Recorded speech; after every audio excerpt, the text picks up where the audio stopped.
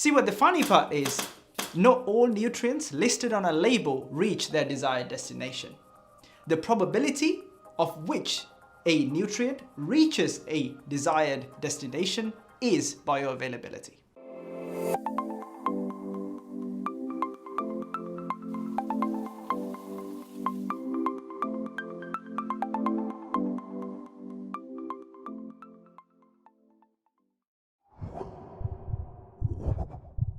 In this video, we'll focus more on micronutrients as opposed to macronutrients, and lower level of absorption of these minerals and vitamins, with giving rise to deficiencies and finally resulting in conditions like depression, osteoporosis, scurvy, dementia, and sometimes even casualties.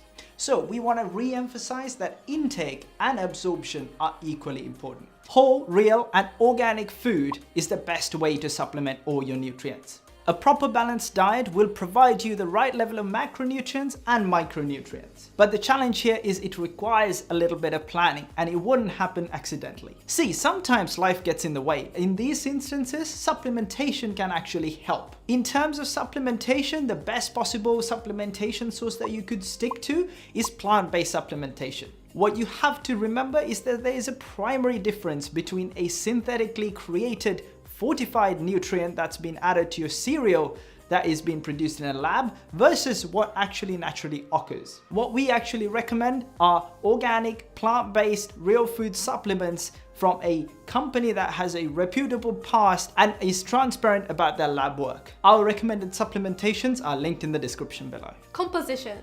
Studies show that eating vegetables together with healthy fats like avocados or olive oil can greatly enhance the absorption of nutrients. For example, carotenoids. On the other hand, oxalates from spinach and tea can greatly inhibit the absorption of iron or calcium you eat in the same meal. Phytic acid in grains or legumes can also impair an absorption of minerals. However, mineral deficiencies caused by phytic acid are very unusual, except in cases where people have very restricted and limited diets and rely on single food for the most of the time. Next one is time of the day. Some nutrients are affected by the circadian rhythm, as it defines our feeding clock. The digestive system works intrinsically with the circadian rhythm. When the body is misaligned with the circadian rhythm, it throws our digestive system out of whack. For instance, calcium absorption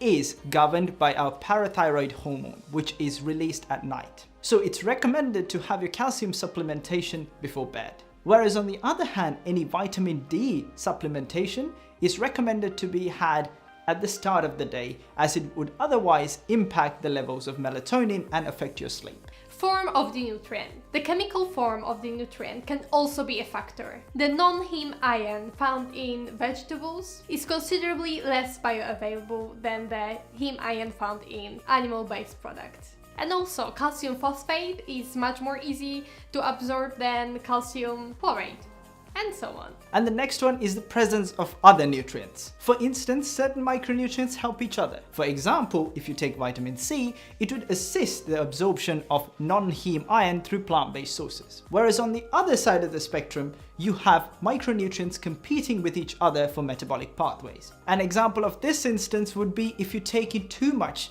zinc, it would affect the absorption rates of copper. However, most instances recorded of competition between metabolic pathways are purely recorded in instances of supplementation. Gut health. Because bioavailability is heavily dependent on the digestive process, our digestive system not working properly may not be able to absorb all the nutrients it encounters. And what is interesting, nutrients in food may be absorbed at the level from 20% and even up to 98%.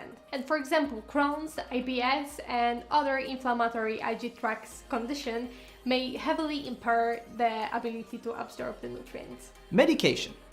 If you are taking in acid-blocking drugs, that would impair the absorption of nutrients such as vitamin B12, calcium, and zinc, as these nutrients expect your stomach or gastrointestinal extract to be acidic in nature for it to be absorbed. And if you take in acid blocking drugs habitually, you might end up developing nutritional deficiencies. And on the other hand, medical conditions such as Crohn's disease or anemia would affect the absorption rates of micronutrients as well. So now that we understand what could affect the levels of bioavailability, how do we naturally increase the bioavailability of our nutrients? Drink coffee an hour after your meal and try avoid combining with food dense in micronutrients. Mix your methods of preparing food.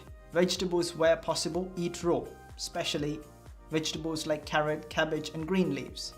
Blended where you can cram a lot of your nutrients into one and soak it up. Avoid fat diets or extreme diets altogether, especially if it fits your macros, keto extremes, only protein. Have a balanced, sustainably sourced and organically produced wholesome diet which includes meat, fish, vegetables and fruits. Get nutrients from whole foods, not supplements. Firstly, there's no research proving supplements are better, synthetically produced, so might have even fillers that might disrupt your gut health even further. Improve gut health. Avoid antibiotics, conventional medication, birth control pills.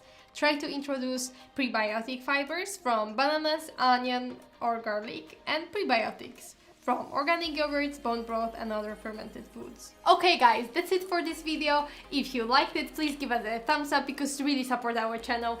And don't forget to comment, share and subscribe.